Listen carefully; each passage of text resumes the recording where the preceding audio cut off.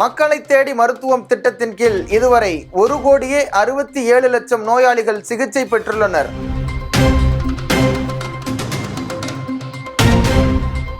சென்னை உயர்நீதிமன்ற அலுவல் மொழியாக தமிழை அறிவிக்க வேண்டும் என மக்களவையில் MP டி. ரவிக்குமார் வலியுறுத்தல்.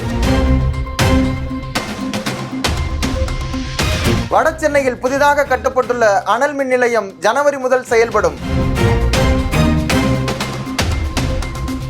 பிரதமரின் ஊரக வீட்டு வசதி திட்டம் தமிழகத்துக்கு இதுவரை 8 லட்சம் வீடுகள் ஒதுக்கீடு.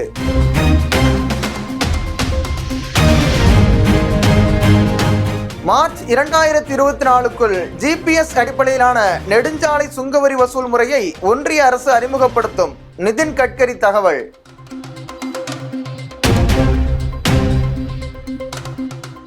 இளைஞர் விவகாரங்கள் மற்றும் விளையாட்டு அமைச்சகம் 2023ஆம் ஆண்டுக்கான கேல் ரத்னா விருதுகளின் வெற்றியாளர்களை அறிவித்தது. உலகின் மிக அழகான விமான நிலையங்களில் ஒன்றாக கெம்பகவுடா சர்வதேச விமான நிலையம் தேர்வு.